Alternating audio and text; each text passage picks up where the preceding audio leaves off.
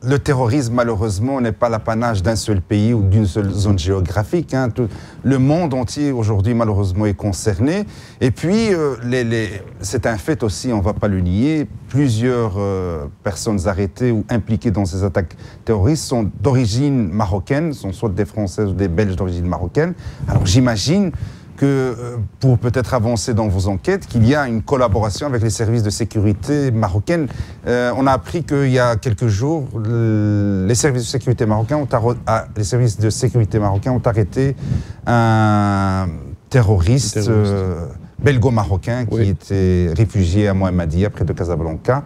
Oui. C'est également en lien avec les perquisitions et l'enquête que vous menez ici? C'est difficile pour moi de dire quelque chose de l'enquête parce que ce n'est pas ma compétence. Mais c'est une vraie preuve de collaboration qui est extrêmement bien entre les services en Maroc et chez nous. Moi, j'ai visité 2 fois le Maroc et mon homologue, M. Assad, et on s'entend très bien. Je lui ai invité pour revenir en Belgique aussi, pour juste approfondir encore cette collaboration, l'échange des informations, des données, ça va très bien. Même, on fait un échange entre nos forces policières.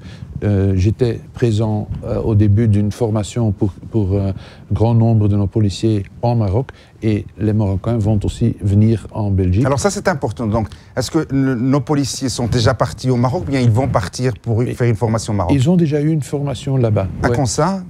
C'était le jour que j'étais là, je pense. Il y a quelques mois déjà? Il y a quelques mois déjà, oui. Et donc c'est une formation qui concerne... Mais le Maroc a une expérience excellente dans le domaine de déradicalisation. Et donc c'est entre autres cela. C'est aussi le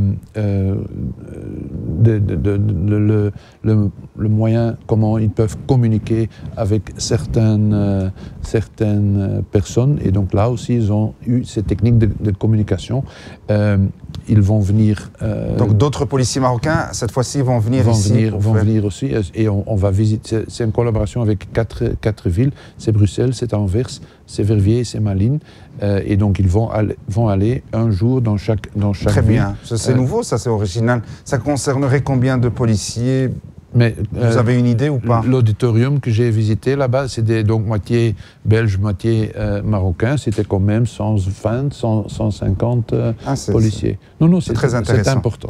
Alors, dans le cadre de cette collaboration entre les services de sécurité, on se rappelle que suite aux attentats de Paris, le roi Philippe a téléphoné au roi du Maroc pour lui demander de renforcer encore peut-être cette collaboration, parce que c'était quelque chose de souhaitable pour les deux pays. Les choses vont bien, alors vous nous confirmez que... Oui.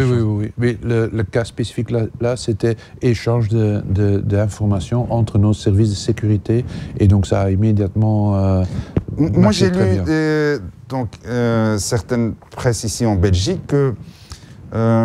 parfois, les services de sécurité ou de renseignement marocains estiment qu'il n'y a pas une grande reconnaissance de leurs homologues belges dans le travail et l'échange d'informations qui se fait entre les deux pays. Ils regrettent que, par exemple, dans certaines déclarations, on remercie plus leurs homologues français et on ne donne aucune indication ou bien on ne fait aucune déclaration vis-à-vis de leurs homologues marocains. Ils se disent, voilà, nous, on collabore de bonne foi, avec de la bonne volonté. Il n'y a même pas un merci. Est-ce que vous avez entendu ça ou pas? Non, je n'ai jamais entendu ça, mais maintenant, je vais me renseigner et je vais certainement corriger ça si c'est vraiment le cas. C'est bien. Alors...